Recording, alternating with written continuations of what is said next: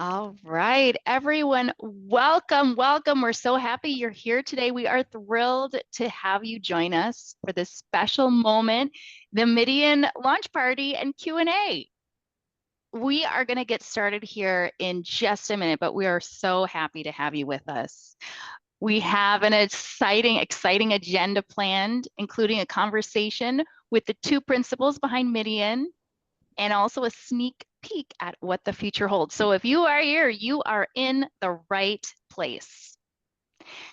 As far as housekeeping, feel free to use the Q&A feature throughout the event. You don't have to wait to the end. So if you have a question, go ahead and pop it in the Q&A feature. And we will be doing some live answering and also some Q&A at the end. All right. I see people have entered. We're going to go ahead and get started. Again, welcome everyone. We are thrilled to have you join us for this special moment, the official brand launch of Midion. Grateful to have you here today. So we have an exciting agenda planned, including a conversation with the two principals behind Midion and a sneak peek at what the future holds. We'll also have Q&A. And again, feel free to use that chat feature throughout the event. If you have questions, submit it through that. We'll be answering some questions during the event and also at the end. All right, and now the moment we've all been waiting for. Let's hear directly from the two minds behind Midion. Welcome, Jason and Klaus. Great to have you here. Good morning. All right, so let's just start with the big one here. Why the change to Midion, and what does this new brand represent? Yeah, I'll take that one. First, I'm really excited to see the people that are joining. A bunch of old friends and a whole bunch of people that we don't know. So we're really excited to kind of have this chance to tell our story. For those of you that know us, Midion started over 25 years ago as Lean Project, and the guys that founded our company, Greg Howell, Glenn Ballard, Hal Maycumber was a huge influence. Those guys also were really influential in starting the Lean Construction Institute. So our history goes back to that, and we really have a great appreciation for, what the company has done in the last 25 years. I think the switch from Lean Project to Midion was really around trying to set our own conversation in the industry, right? I mean, Lean kind of became ubiquitous. People use the term in different ways. Sometimes it's good, sometimes it's lousy.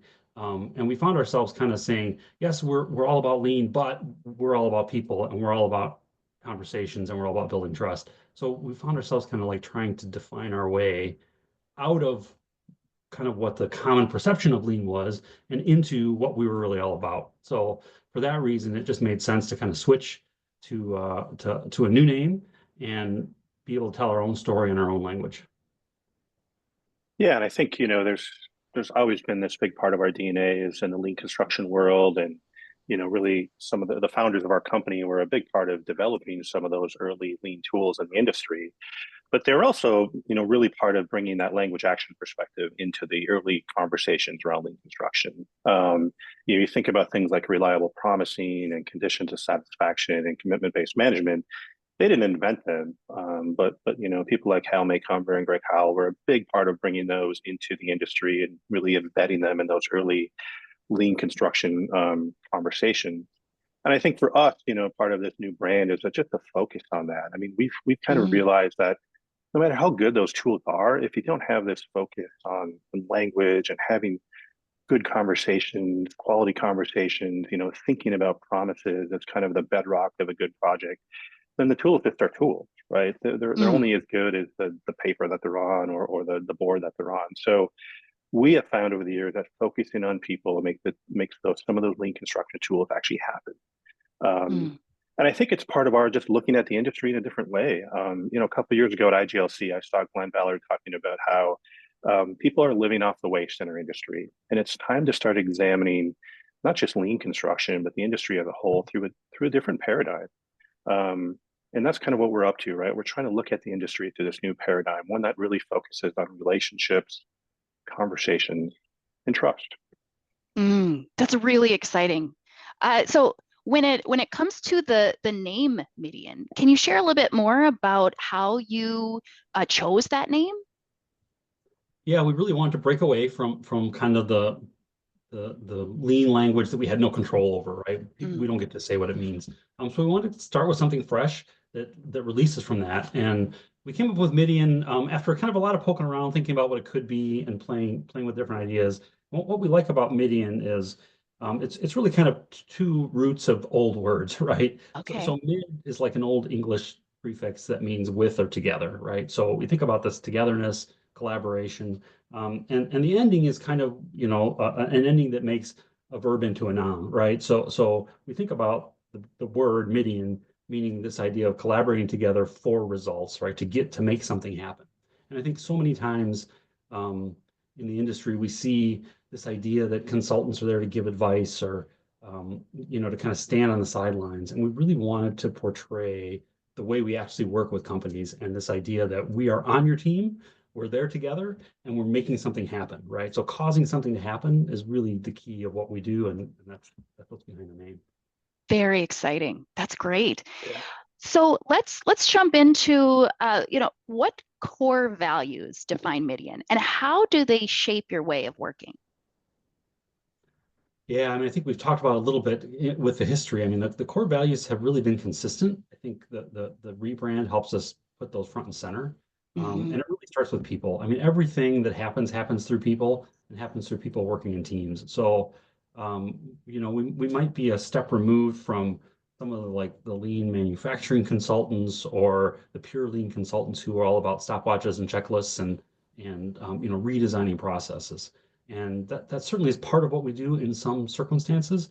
But for us, the core is everything happens through people. And recognizing that on a project team, on a construction team, or on a design team, the way people fit together is really the key to their effectiveness. And that goes all the way back to, some of the things that Jason was talking about, the language they use, the moods that we can generate to create new possibilities and to cause things to happen. So certainly people is the center, the primary of what we value and kind of our core thinking. And there's a few other pieces that fit around that we've kind of talked about a little bit, but I think everything starts and stops with the people. Yeah. Yeah, I think when, you kind of reflect back on the long history that we have, and, we've worked on some really large projects over the years, going all the way back to the early days, and some of the, lean construction revolution type of stuff with Sutter Health, and even with Intel in the semiconductor space. So just a lot of large projects that we're able to draw on, and kind of, looking back and seeing what worked and what didn't, and why were some of those early projects so successful. And I think, it's just really long tradition within the company of developing people, and really focusing on developing the right practices for that project and that project team, not thinking about, the practices that we use, whether it's a lean construction tool or method or something else. It's just something we take out of a box and put it in front of everyone. It's really this customized approach that really fits what that project team is trying to do or trying to accomplish, whether it's an owner or a general contractor or a trade partner or a design team member. So, that focus on people and developing people and making sure that the practices that we use with them are really specific to that team, it's really allowed a lot of the ways we work to really flourish. Even some of the lean construction tools, like some people struggle with them, but by focusing on the people, it's really allowed them to flourish. And I think specifically about a couple of things that we've worked on over the years that really kind of started to bring this Midion and Midion method to life. We did a project in Brazil with a company called Yara, and it was a really challenging project. And we did something there that was maybe a little bit different for us. We really focused strongly on the people and developing the people, including some individual coaching and small team coaching, before we ever started introducing lean and lean construction. We got a great structure in place with that team to allow communication to flow and happen. And when we did that, it made it so much, the implementation of some of those lean construction tools was just a smooth, and it flowed nicely through the team. So I think for us as a leadership team, it was kind of like, what's going on there? Why did that focus on people allow? And then shortly after that, we had an opportunity to do a large pharmaceutical project with Bristol Myers. And that's really where one of the earlier projects, not the only one, but one of the earlier ones where we put this full Midion method in place, where we started to think about getting the right structure, inside the project in place to allow that communication and coordination to happen. Really understanding what practices the teams needed to adopt and which ones we needed to invent with them inside the project. And then once we had that in place, this idea of training people in getting the right skills within the team to really make those other pieces flourish and work well together and have a lot of flow in the project. That's very exciting. It's very cool to see how you used new ways of thinking and saw the results from that and then built upon it, which is very cool. Again, if you have a question, feel free to drop it in the Q&A and we will answer that question. Awesome. So we talked a little bit about how Midion, who we are, is different. What are other ways that Midion is different from other consulting firms? You want to take a shot at that one, Jason, first, or you want me to start? Yeah, well, I mean, I think part of it is just that focus on the people side. We really don't focus on delivering tools. We're not the company that's going to come and do the 1 day or 2 day workshop or training session and go away. We're not the company that's just going to check in on you once a month to see how things are going and maybe teach you some new tools or tips and tricks on your project. We are really a partner. We work best when we're a partner with our client. We're there every week, every other week. We're there, most of the week with you. And we're in the rooms with you. We're in the meetings with you. We're out in the field with you. We're really understanding how you work. And we're able to kind of coach and help in the moment when we are like that. So it's not just teaching you something and then you go self-implement, or teaching you something and helping you implement one specific piece. We're really this holistic partner on your project. And when we do that, we can really help you deliver on the kind of business goals that you want to achieve. So getting that early understanding of what's the purpose of this project, what are you trying to achieve in the owner's world with this project, and helping to get the team moving in that direction. And so what does that look like? So you're working with the owners, so you're also working with other members of the team? Yeah, we work for owners. We work for general contractors, designers, trade contractors. Owners are a space that we've worked in a lot more, I would say, the last 5 to 10 years. But in that space, we're working with all the team, right? We're working with the general contractor, the trades, the designers. We're not just focused on what's happening in the owner's world. We're really in that project as a team member that will work with the foreman in the field to help improve the conversations and the planning that is happening there. And we'll often work with executive teams to help them, strategize and develop a strategic plan for their project early on, and everything in between. Wow. Yeah, I think, one of the things that probably makes us different from a lot of consulting companies is I think about, that initial phone call when someone calls us, and we get a lot of these calls like, hey, can you come do XYZ for us? And sometimes it's, hey, can you teach us last planner system?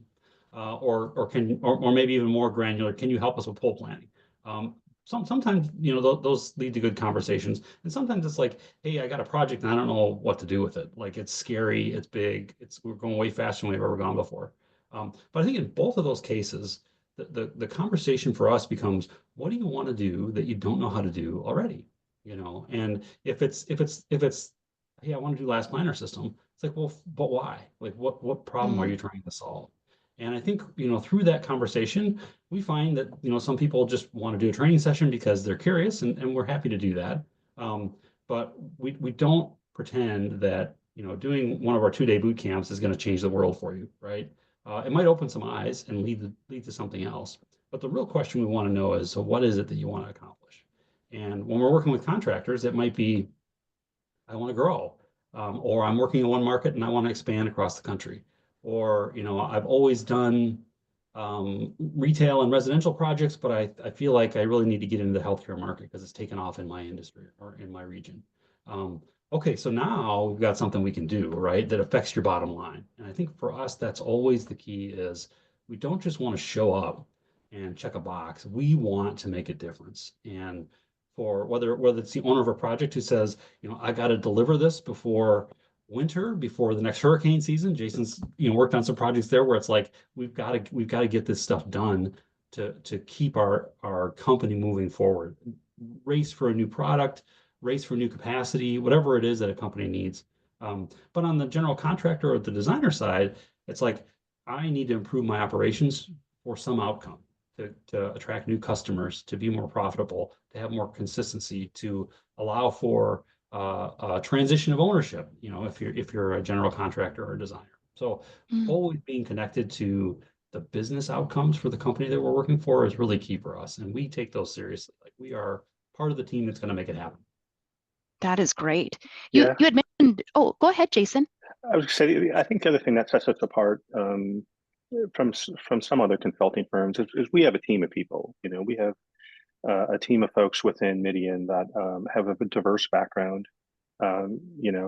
We have people who have been in the design world. We have some folks who actually do individual leadership coaching and have experience in that world. So we're not just a bunch of trainers or people who can deliver workshops over and over again. We really got that team of folks. So when you work with us, you don't get one person on your project, you get a team of people, and you get that diverse background that we bring. So when new problems arise on projects, I mean, most of the calls we get, someone says, this is what's going on in my project, if they need help with something that's already happening. And when we get there, we find something else, right?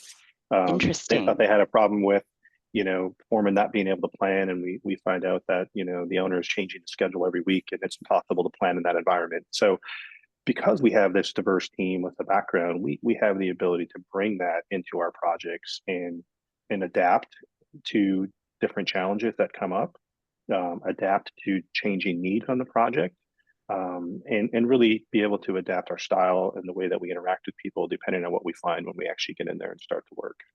That's great.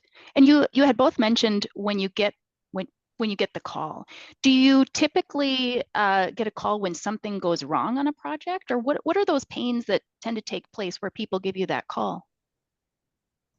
Well, I kind of think of it as two ways, right? So there's one hair on fire kind of call, like we're in the middle of this project and it's going off track, right? We're actually working on a project right now where we're probably only going to be involved for about 6 months to get the thing across the finish line. But when they called us, it was kind of like, this thing is becoming a dumpster fire. Like, we are at risk of lawsuits and missing schedules and claims and all that sort of stuff. So in that case, we're really doing the best we can to I wouldn't even say salvage the project, but make it successful for the needs of not just the owner, but also the people involved, right? So that's one way that we sometimes get engaged. I would say usually when that happens, it's people that we've worked with before on projects, that kind of know us and know what we're capable of. The other end of that spectrum is, hey, I've got a project coming up and it's challenging for a bunch of reasons and I need some help. And I think, that could be, I've just got my contractor on board and we're ready to go. Or I'm a contractor and I got my hands on a wild project and I really want to make sure it goes well for whatever reason. Keep the owner happy and make sure we're profitable to reduce our risk. But I think even earlier than that, sometimes we get called by an owner that says, I'm thinking about a project. How do I put a team together? How do I select a contractor? How do I select a designer? How do I make the project real for the people that are going to be my partners? And we've had some really experiences with that type of work. Yeah, our pharmaceutical project in Phoenix recently, we were the first ones hired by the owner. They didn't have a contractor, they didn't have a designer, and this was a $600-700 million project that was going to be built, and we really helped that owner in the local community. So they didn't have any experience in that Phoenix market, and we were able to connect them with a couple local general contractors, trade contractors, design teams, help them with the interview process and all of that. So we really helped them build that original team. And then from there kicked off kind of the master planning effort to understand how we were going to build this. So, we love to be involved early. A lot of those large projects, we're a partner with our clients for 2 years in that case. Right. So we're not there for 3 months to do something and go away. When we work best, we're this longer term partner with them. The relationships get very deep within the organization and the project. And we're really in this great position to coach, to train, to advise, to help steer when we need to. And, in a lot of those large projects, people come and go, right? There's changes in leadership, there's changes in key people on the team. And we're in a great position to help make those transitions seamless and not impact the project when they happen. Because we understand everything so well that's going on, we can really help that. Fantastic. That's great. Maybe I'll add one other thing. I mean, Jason kind of talked about it. I mean, when we're on a project, we really are a strategic partner. We're not embedded in the team, like we're not there every day, but we're there constantly talking to the people on the project. And we do most of our work in person. Like there's a little bit of stuff that happens virtually, but most of the time we're in person because, how many times have you been in a meeting? And when the meeting's over, someone pulls you aside and said, "Hey, there's something I got to talk to you about." Right? I mean, we want to be there for that, and you can't do that on a Zoom call. So Right. what happens is as teams start to trust us, trust our coaching and trust our guidance, they'll come to us with problems before they'll come to their boss. So, hey, I've got this problem with, the designer's not being responsive, or this trade contractor I think has fallen apart, doesn't have the resources he needs, or whatever the issue is. And we're not in a position to go solve that. Like we're not going to say we'll snap our fingers and make that go away, but we can pull the team together in a way that brings clarity, right? So what is it that we got to solve here? What's it doing to the job? What's the desired outcome?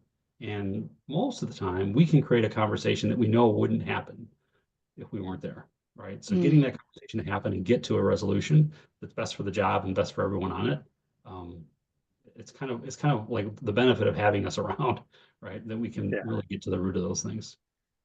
I think That's one great. thing that's unique about us, I mean, even as principals, I don't know how many times I've been at a last planner daily huddle at 6 a.m. helping the foreman have better conversations around their plan for that day, and I find myself in a boardroom in the afternoon, right, talking to folks in the C-suite about what is the business goal for this project, and how do we find the right partners for the next phase of this. So even as principals, we show up in every facet of your project, right? We're there, and we know what's going on at all different levels, and that's a really powerful place for us to be in terms of coaching and helping our clients, because we really understand their project world from the work that's happening in the field to the conversations that are happening in the boardrooms.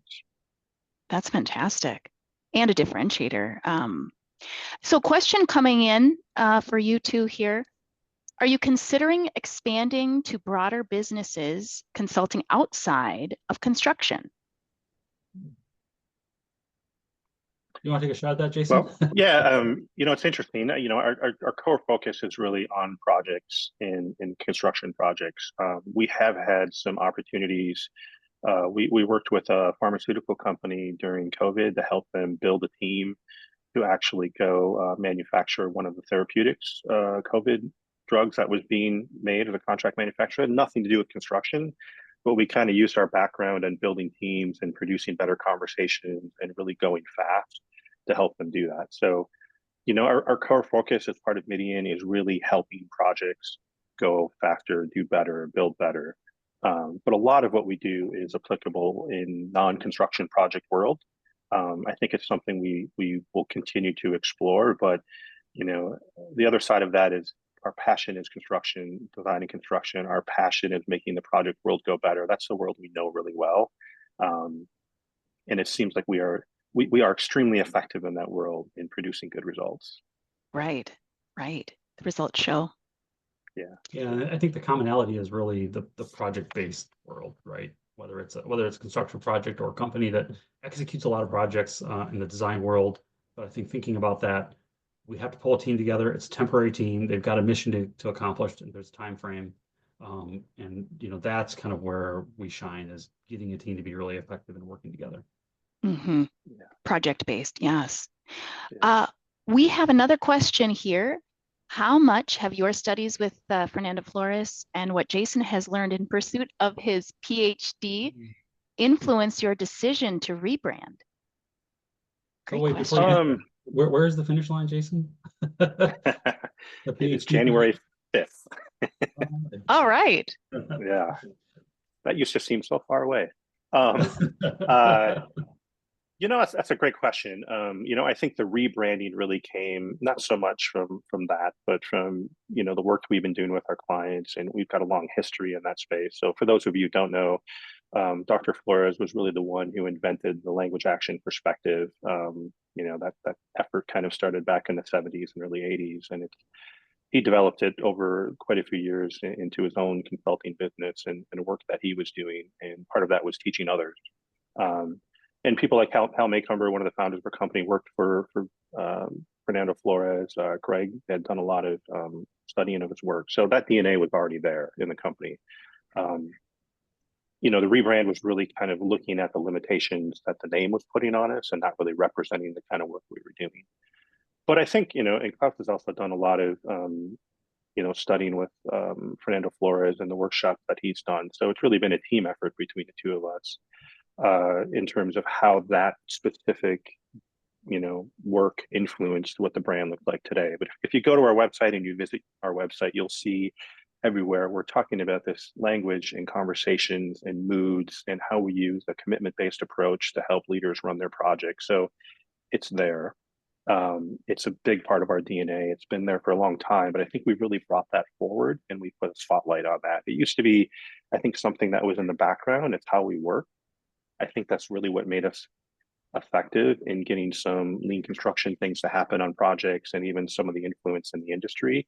Now we've just brought that to the forefront and said, this is who we are. This is how we work. It's how we lead. We lead with this. We don't follow with that.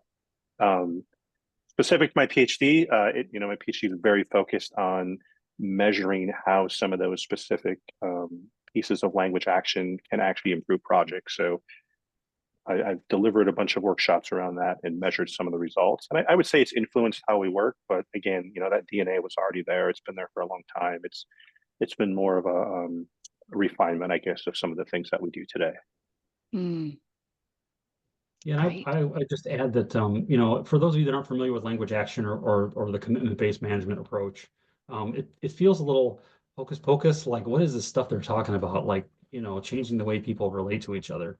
The good news is it's something that can be very simple in a team, but it's based on this recognition and Fernando Flores' work that for teams to be effective, to actually cause action to happen or to create new possibilities, there's a way that they can interact that makes a difference. And I think about really simple things like changing the way, for those of you that are familiar with the last planner system, changing the way trade contractors talk to each other about making a commitment on the weekly work plan or identifying a constraint and getting a resolution to it. So instead of, hey, Mr. Architect, what's up with that plumbing redesign? And the answer is, I'm working on it. I'll let you know when it's done. That conversation goes on and on and on, week after week after week, and nothing gets done, right? And we see that all the time. But when we can change from that to, hey, Mr. Architect, I need the revised plumbing design by a week from Friday so that I can release my long lead items. That's a clear request, right? It seems like really intuitive and simple. It almost never happens on projects, right? Wow. That kind of clear request doesn't happen. But then that's the first half of the conversation. Second half is when the architect says, yes, I will have that to you by a week from Friday, right? And that little simple interaction completely changes the effectiveness of the team, especially if you can make it happen everywhere. And I think we've done that over and over and over again on project teams. And we've just recognized that, the last planner system or lean tools without that commitment-based thinking, it just falls flat, right? So I think, Jason's work in his PhD, the work that Hal Maycumber and kind of the roots of the company around those ideas, putting those front and center as we know this is what makes teams effective, right? And I think that's a big part of the rebranding and how that fits into our world. Yes. Yeah, Yes. I would add to, the two big pieces in the background that are not about the speech acts are mood and trust. And, when I think about going to Brazil and before we started doing work there, we did this really in-depth diagnostic assessment of the project. And we looked at the schedule and we looked at a whole bunch of, sort of contractual things. But one of the things we did is we developed a deep understanding of the mood of the team and the mood of the project. And we realized it was horrible. Deep resignation, a lot of moods of mistrust. And in that environment, getting anything to change is almost impossible. And so part of that early work, instead of, leading with the last planner system or leading with a new meeting structure, was how do we shift the mood on the project? Because when we started to shift that mood from the deep resignation to something around ambition and curiosity, it became so much easier and more acceptance to get some of those tools and practices in place. So that's huge, like understanding the mood of your project teams, and as coaches and consultants, knowing that you have to shift that mood before you can actually make change happen. And then trust. Our industry is full of mistrust. In some ways, if you really step back and look at it, it's built on a foundation of mistrust. Contracts are all about trying to, overcome this level of mistrust in the industry. And we have learned over time that you build trust, you repair trust, you maintain trust in authentic and honest conversations. So getting teams who can really explore their concerns, share their assessments, their opinions about each other, both positive and negative in conversation. But when we get teams to do that, they start to build a trustful environment and they start to build on that trust. And when that happens, when you combine those two things, building trust and creating positive moods, so many possibilities open up for teams. New tools, new methods, new way of working, but most importantly, they can see a brighter future for themselves and their project. That's great. So in that scenario where you are going in and helping to change, assess and change the mood, how does that happen? How do you approach that? It's there's some things that we do. We do teach folks what moods are, right? Help them understand. We have something called an essential conversations program that we often use to teach folks on our projects the sort of basic elements of the language action perspective, which includes moods and trust. But when it comes specifically to moods, it's kind of like helping people identify what mood they're in. So we build a practice around that.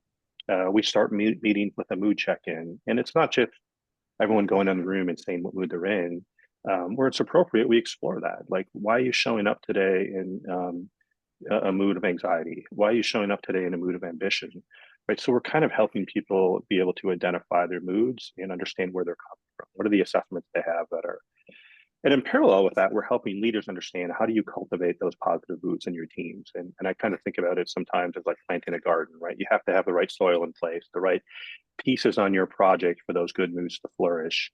You have to plant the seeds, but you also have to water the garden. You have to pick the weeds out sometimes, right? You have to cultivate that intentionally every single day, those positive moods. And Greg used to tell us on our project call, sometimes you have to change your people or you have to change your people. And if you've got some weeds growing in the garden, the first thing you want to do is, maybe help so new weeds don't grow, but sometimes you got to pick the weeds and get them out of the garden. So there are times when people just have to be moved off the project because their negative moods are infecting the teams. We have if you think about that, the individual mood as one element of it, but when you think about, like the culture on a project or the culture of a team really is kind of like the pervasive underlying mood of the team, right? That kind of defines, are they open-minded? Are they thinking about new possibilities? Are they resigned to just surviving this thing? Right? And that mood is contagious and really dramatically affects what's possible for the team going forward. So when you see a team, there can be two teams that are in the exact same circumstance, right? We've had suppliers fail. We've had COVID supply chain disruptions. We ran into lousy soils on the site. There's a strike, but whatever, all those things can be the same on two teams. And one team can address those things with a mood of possibility and optimism to think of what can we do here, right? And the other team can address the same thing with a mood of resignation, like, oh man, this is just horrible. And it's not coincidence that the outcomes will be completely different with the same set of skills, the same circumstances. So the mood really defines what's possible. And I think recognizing that as leaders, like if you've got something that you got to accomplish that's not easy, you need your team to be in a mood of optimism and positivity, right? So they can leverage that for the benefit of the team and of the project. Yes. And we had, go ahead, Jason. I say the mood of resentment is the dominant mood in our industry, or not resentment, sorry, resignation. It's the dominant mood in our industry, which means this is the way it is. This is the way it's always been. It's not going to change. And I always think about, that comment I made earlier about Glenn's at the IGLC, like we have to learn how to look at our industry through a different paradigm because we keep examining the problems in our industries through the old lens of how do we make the contract better or how do we make the schedule better. But what we're calling for here is a different way of observing what's happening in your projects. It's not about necessarily the contracts and the schedule and the financial aspect. It's the people. How are your people showing up on your project? What is their mood? Do you have trust within your teams? And do people know how to coordinate their work in authentic, real conversations that are commitment based? Like that's the paradigm shift that we're pushing for inside of Midian, and we do on the work that we do on projects. That's great. Comment here. Essential Conversations is a very good training, and I highly recommend it. So thank you very much for that comment. Yeah, a really important conversation here on this point, guys. So with that in mind, with what we've covered, what's next? Looking forward, what is the future for Midian? I think all the things we've been talking about, the values, how we work with companies to make successful teams, that really hasn't changed. I think we've put kind of the idea of building strong teams front and center. What I would say has probably really changed the most, and I think it leads to what's coming up for Midian, is in the past, maybe 10 years ago, it would be kind of like, hey, we're going to go help this team with last planner system. Maybe we can get them to change the way they talk to each other, right? Maybe we can get a commitment-based mindset. Maybe we can shift the mood. But we've recognized that is the place to start. That's where the power is. So today, we're much more engaging with companies with that as a starting point and thinking about the tools and the practices that they can use to be effective once they have that high-performing team as part of the package, but not, oh, we're hoping we can make something happen here, right? So we're much more front and center about it. We have a much longer track record to be able to tell clients, hey, we've done this, we know this makes a difference, and we've got a way to make it happen on your job, right? So starting with that, rather than having it be like a wishful, maybe we can get there someday. That's what I think is the future of Midian, right? Starting with that, starting with the powerful stuff, knowing that we can have an impact very quickly on projects and in organizations. Yeah, and I think working with teams, it could be an owner, it could be a general contractor, it could be a design firm, but people who want to make the shift. I think the place where we're not super effective is when people just want to make some little incremental change or fix this little thing over here. I mean, we're always interested in that because sometimes it leads to a bigger shift, right? Doing that piece of work. But I think our place in the world is really helping people do something big. And that doesn't mean a big project. It means making a change in their organization or in their project team that's significant, right? And it doesn't have to be, our world is not adopting a new software program, right? Our world is not helping someone understand how to use a last planner software piece. Our world is helping you design the kind of project organization and delivery system that will get you this big shift in how work happens within your organization or your team. So I think our future is how do we bring that to more people? We have so many repeat clients. I mean, we have these long-term relationships where we've partnered with organizations, and sometimes it's people. We have a client that we've worked with. He's probably on his fourth or fifth organization now, and I think we've done a project with him everywhere he goes. And he loves it, right? He loves what we bring as a company. He loves our people. He loves the kind of results that we produce. We just need to bring that to a bigger audience and understand how we can, have that growth where we can really start to shift the industry. I think that potential is there. Yeah. And so when you work with an organization that has this appetite for change, but they may have some fear about a new way of doing things. Do you see that where they feel like they want change, but they have some fear around the uncertain? Yeah. I mean, I think that's common. Uncertainty and fear sort of go hand in hand. Part of the work that we do is help people see a different possibility for the future. And we often talk to especially our leaders, about how you can be a navigator, someone who's not looking for certainty every step of the way, but understands that the journey is where the excitement and the joy can come from. And when you learn how to embrace this idea of being a navigator and finding some joy in those little uncertain contingent events that pop up along the way, that's really where the innovation happens. Then it's the fear sort of starts to fade away because now you're embracing that uncertainty. That's for many people a source of the fear. So I think the fear is natural. We embrace it, but we do help leaders and teams understand that you can cultivate a different mood. that's not fear. It's possibility. It's openness. It's learning to recognize that as navigators, we're on a journey, and we don't know exactly where that journey is going to end, but we know we have the right people, we have the right fellow travelers to go on that journey along the way. Fantastic. Yeah, it's important to build that trust, with the leaders of a team, but also with the team members as we get engaged, right? So thinking about how do we do that? Like how can we demonstrate that they can make some moves without taking a big risk? We always think of it like the guy that hires us might be putting his career on the line, right? And I think that's real. Like I've got this project, it feels impossible. My job is to deliver it. I need some help. And it's a make or break deal, right? Same thing if you've got a construction organization or a design organization and you want to take your company to the next level, like it's the success of your future depends on it. So we take that very, very seriously. We don't take that trust lightly, but we earn it and we kind of build it kind of through a proven practice that people can understand, right? So it's easy for them to kind of feel like they're in good hands when they're working with us. Great. Question here. Have you considered a podcast? Yes, we've talked about it. As close as we've ever gotten. Whoever asked the question will be our first guest. So make sure you write his or her name down, Colleen. I will. All right. Fantastic. No, all right.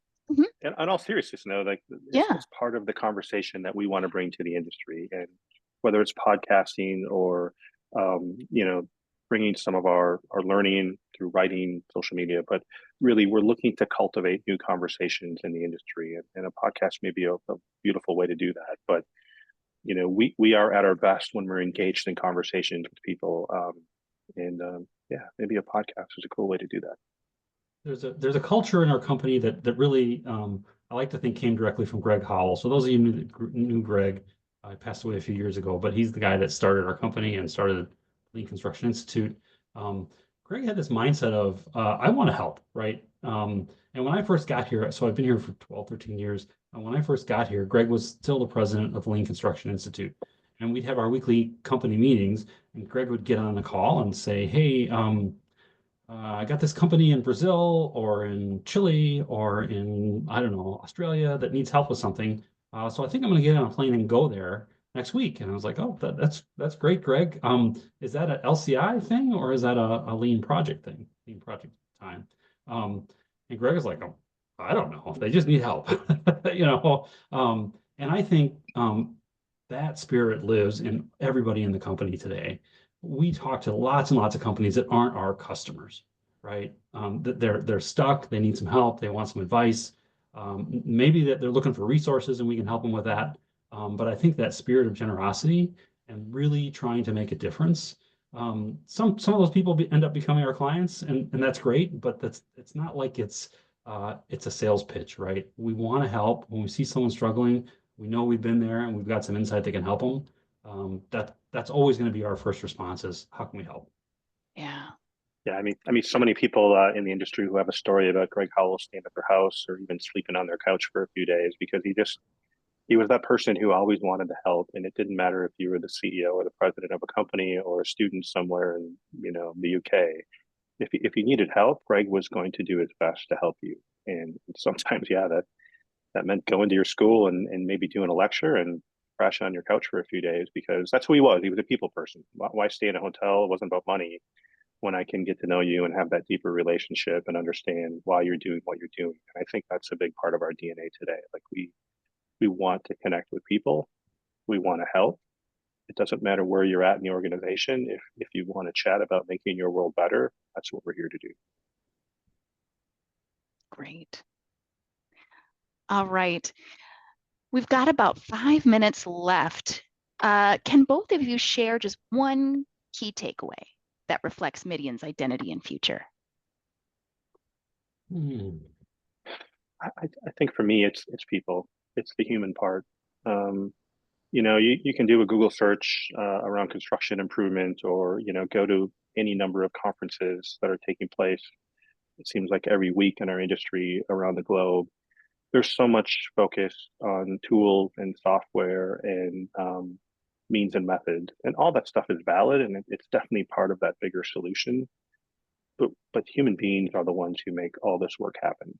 And we're complex people. We have our own ambitions and concerns and our own, careers, families that we want to build. And for me, that's the passion, helping people get better at what they do. And when we do that, we make projects better, and we make all those means and methods and tools and technology better along the way. But I get really frustrated when people buy software and think that's going to solve all the problems in their organization, and it just becomes a new source of frustration. So for me, the takeaway is people, people, people, better conversations, better moods, more trust. Yeah, I have a similar response, I guess, to that question. People ask, like, how do you know you were successful on a project?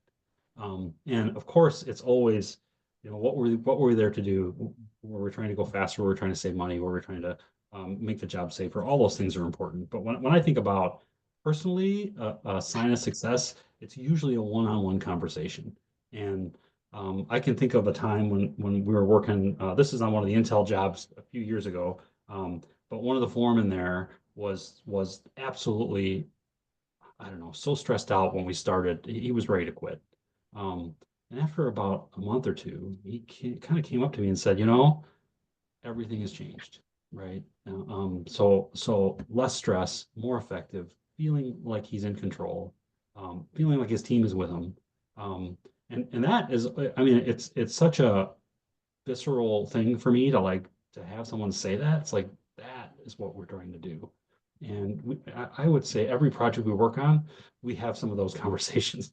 And sometimes it's a foreman, and sometimes it's, the project executive or the owner of the organization that's responsible to get this thing done. And it's like, oh man, what a sense of relief. Finally, I can sleep at night, But I think that, that collective shift that we can make is really what it's all about for us. And that's where the results show up, and that's what really matters. Yeah, that's something we can all get excited about. And we're really excited to be here for the brand launch of Midion. Share the story. Just a couple more questions. Here's one. We covered this a little bit, but maybe we can expand on it. Have you abandoned lean construction tools and methods? No, not at all. I mean, I think that's our DNA. We still do last planner in every project that we work on. We do last planner in design. We helped invent a lot of those tools. We use them every single day on our projects. We just have come to understand that it's really about the conversations and the people and the language that make those tools successful. And we're leading with that now. We're not leading with lean is the answer. It's developing your people and producing those better conversations is really the answer. It allows the lean tools to happen with much less effort and much more success. Mm-hmm. Yeah, well said. All right. Another question here in the couple minutes we have left. How do you get started when you work with a project team? I mean, for us, it's always understanding what's happening, right? So what's happening and what are the objectives? And really, I don't know. I think Jason says this best. Like it's a lot less about what we can say, and a lot more about what we can ask, right? So asking the good questions, understanding what's going on, understanding the concerns that maybe aren't on the surface. There are things that everyone knows is a problem and no one knows what to do about, so they don't even try. So uncovering those sorts of things. And then there's things that people don't even recognize as a problem. It could be a person, could be the way the structure's set up or something like that. So really for us, I think getting started is really about understanding the situation, understanding what the needs of the customer and the team is. All For right. excellent listeners. Yes, that's a great skill. Another one here, are you only working for owners? What about general contractors, designers, and trade contractors? We don't discriminate on who we work with. We work with everyone. We love working for owners because they can often put us in a very powerful position in their projects to help everyone. But we have a lot of general contractors, a lot of designers, and some trade contractors that we are partners with, and we worked with them for a long time, and we always will. So yes, we work with everyone in the industry. Great. Awesome. Well, I think that's all the time we have for questions today. Everyone, thank you so much for joining us today for our Midion launch party. We're so excited to share the news and have you here. As you heard today, Midion has really evolved to take the pain out of construction projects.